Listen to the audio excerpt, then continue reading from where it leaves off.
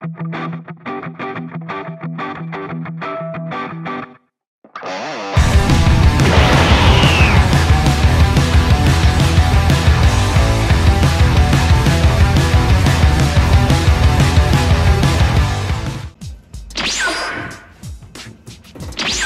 yun, what's up YouTube and what's up sa inyo guys. So muli, mag-unboxing at magre-review na naman tayo ng bagong release ng Ichiban Kuji na One Piece. Ayan, so nirelease ito guys nung Friday guys, no? So nirelease ito nung 23, okay? So yun, nakabunot tayo guys ng Friday ng hapon kasi night shift yung trabaho natin noong nakaraang linggo. So itong week na to, so wala din talaga sa plano ko guys na maglibot-libot dahil sa panggabi ako. At the same time, duman lang talaga ako dito sa malapit sa area namin na Lawson na bawal din videoan.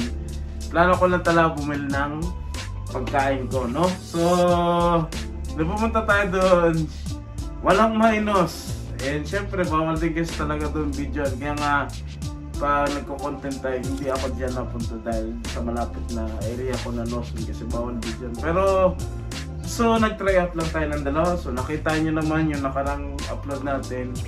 So sobrang sulit, no? So dalawang bunot, dalawang figure yung nakuha natin. Yung price B na si Sabo and price C na si Cola. So si Dragon hindi natin nakuha pero sobrang goods na ito guys. And so syempre hindi na natin patatagalin. And syempre sa mga for sure maraming question sa mga lalo na sa Pinas kung worth it ba ito. And syempre papakita ko rin sa inyo yung syempre yung pinaka detail and syempre yung comment ko rin dito para at least kahit paano may idea kayo. So wag natin guys patagalin and i-unboxing na natin ito guys. Okay? So syempre alpha vertically yung gagawin natin. So syempre ang unahin muna natin guys ang price B na masterlized na si Sabo. So ito guys sa buong Kuji guys, si Sabo at si Cola yung tikta tatlo. Si Dragon na price A, yun yung dalawa. So bali sa 80 tickets, 8 figure. Tapos yung dalawa dyan may price D yung si Zoro na with may malaking kamay na acrylic na nailaw. So may presyo din yun guys, no? So yun, medyo may kabigatan din sila guys, si Sabo tsaka si Cola. So and syempre ang ganda guys ng packaging. Ayan yung magiging itsura niya pag nakompleto mo si Dragon, si Sabo tsaka si Cola. So huwag na natin guys patagalin. And syempre guys, minsan na lang guys magkaroon ng masterlize ang Ichiban Kuji ng One Piece. So kaya sabi ko, uy, sobrang swerte eh. Kaya nga, buti nga kamo doon sa staff ng Lawson, eh, pinayagan tayo yung nakuha natin ticket tsaka yung resibo na picturean, no? Siyempre, para proof din siya ka. Siyempre, tuwa din tayo kahit sino naman, di ba?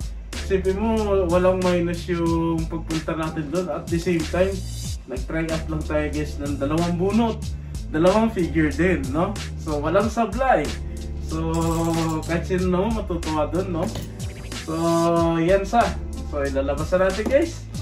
Check natin. And syempre guys, ito guys, yung market nito ni Sabo. Siguro sa Amerikano, eh, kulang-kulang nasa 4,000 yen. Ganon din si Cola. So, sa yen hindi sa peso. So, kayo na mag-convert sa peso, no? So, ayan siya guys. Oh, in fairness, clam siya, naka-clam. Okay, so ilalabas na natin guys. 3, 2, 1. Oh, talagang the best talaga guys ang masterlize. Ayan o, buo na si Sabo. Ayan siya, buo na si Sabo guys. So, yan o.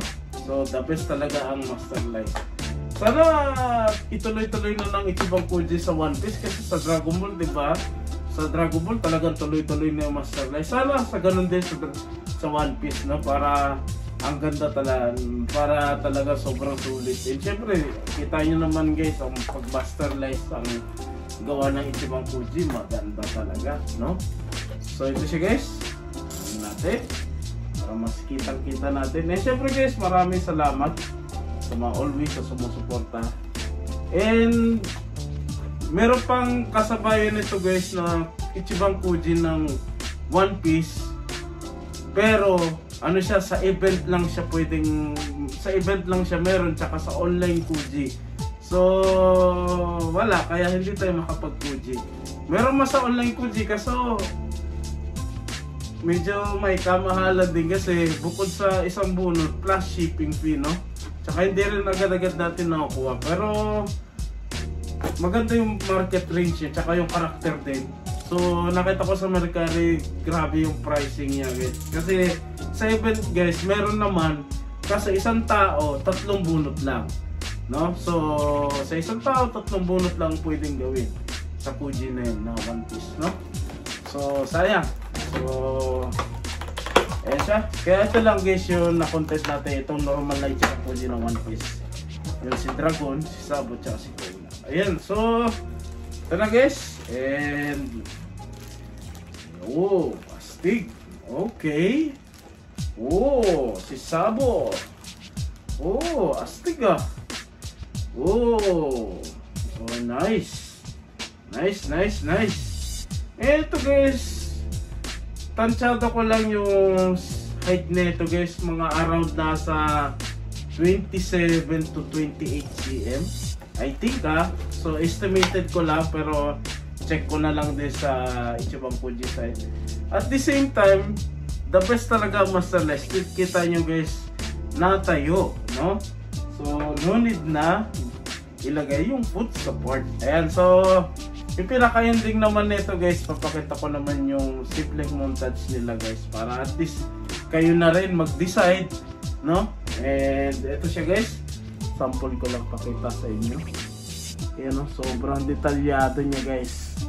The best talaga guys ang Master Lice ng Ichiban Kuji, no? So yan, astig. Ayan siya guys, kita nyo, natayo. And yung detail talaga, sobrang goods. The best, isang malaking thumbs up. So matik na, si Kola maangas din to guys. And sa set natin guys, si Dragon na lang ang kulang natin. So baka bilhin ko na lang yan sa Mercari. Ayan, so kasi ayaw natin ma-risk dahil at the same time nag-try out lang naman tayo guys. Kasi alam nyo naman, hindi naman ako ano sa One Piece, no? So mas ano ako sa Dragon Ball. Tsaka at the same time, napaka-risky, no? So kaya nag-try out lang. Eh syempre, sobrang swerte natin guys. 2 bunot, sobrang legit, no? So ganun talaga. Pero inulit ko guys, hindi tayo magaling sa Ichiban Kuji. So may time din na talo rin tayo sa bunot. So kaya diba, nakakaano din. So ito guys, buksan na natin yung pricey na si Kola na Master Lice. Okay, so matik na ito, pero buksan na natin. And yun, so next month na guys yung Ichiban Kuji ng sa April 5 yung Ichiban Kuji ng Dragon Ball. Abangan nyo yan guys, baka mag-buy out tayo nun dahil maganda yung last one nun guys, yung si Angel na Goku tsaka si Kaio-sama, no?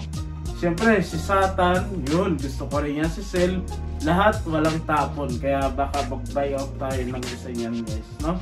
So abangan nyo sa aking YouTube channel. So abangan nyo unboxing natin and yung content natin sa Kuji, no? So goods. Siyempre yung mga doble siguro, para kahit paano mabawi natin yung gagastusin natin sa buong set. Siyempre bibenta natin sa Mercari. Okay? So inulit ko guys, hindi ako seller sa Pinas ha. So seller ako dito sa Japan, sa Mercari. Okay? So yeah, yung lagi natin sinasabi na market range, yung market range ng yen, hindi sa peso. Okay? So kayo na mag-convert. And hindi ko lang alam kung magkano bitawan sa Pinas na itong Kuji na to, no? So yun lang guys. Okay? E syempre itong ginagawa natin ito guys na unboxing, eh at least kahit paano may idea kayo, lalo na sa mga questionable ng mga, syempre sa Pilipinas matagal, diba, bago dumating, siguro inabot ng ilang weeks or month, diba? So at least may idea na kayo kung worth it ba silang bilhin kung maganda ba or lugi or goods. So at least may idea ka guys, no? So yun siya guys. Oh, so ito rin guys, clamde. So labasan natin. 3, 2, 1. Oh, astig. Astigin talaga mo. Hoy. Yan siya guys, si Cola. Okay. Yan siya guys, buo na rin siya guys. Buo. Mataas din. Mataas din tong figure na ito. Oh, mas mataas pa yata ito kay Sabo ah. So, ayan. So, labas natin. No? Ayan. Okay. And syempre guys, maraming salamat sa mga orders sa ating YouTube channel. So, hindi rin ako ganong active sa unboxing, diba? So, depende na lang kung gusto ko talaga, lalo na sa Dragon Ball figure. Doon talaga, kahit puya tayo, nagagawa natin ang unboxing video, no? Ayan siya guys. Oh. Okay. Sobrang goods ni Cola. Detalyado din. Detalyado din siya guys. Pati yung sage niya. Oh. Panalo. Pati yung underwear niya. Kita rin guys. So, goods. Sobrang goods nito guys. Same lang. So, I think mga nasa 27 to 28 cm lang din yung height nito guys. Sobrang panalo. Ayan siya guys. Ayan. Yan. So, kay si Cola lang yung hindi natayo. Dahil manipis yung takong niya. Ayan. Manipis. Ayan. Ayan siya. Pero, goods. Ito lang siguro lalagyan natin ng foot support. No? Ayan siya guys. So, yung pinaka-ending naman, papakita ko naman sa inyo yung simpleng montage nito, yung bawat detail ng figure para at least mas makita nyo ng close up, no? So, yun siya guys. So, sobrang sulit nito guys. Inulit ko guys. Sobrang sulit nito guys. Lalo na, ako, nabunot ko lang din guys sa dalawang bunot, dalawang figure din, no? So, ayan. So, pero syempre guys, yung habulin ng mga kolektor, yung si Dragon, no? Yung price A na figure, yun yung target ng mga kolektor ngayon. Pero syempre, hindi naman tayo magre-release niyan dahil hindi rin naman tayo ng One Piece, no? Saka tip ko lang talaga kapon, no? Ayan siya guys. Ayan.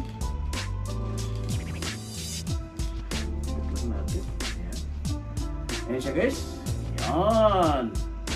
Ayan siya guys.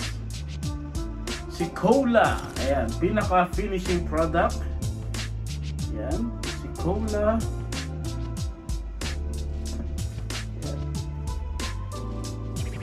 Ayan siya guys. So muli guys, itong dalawang figure na ito, sobrang panalo guys.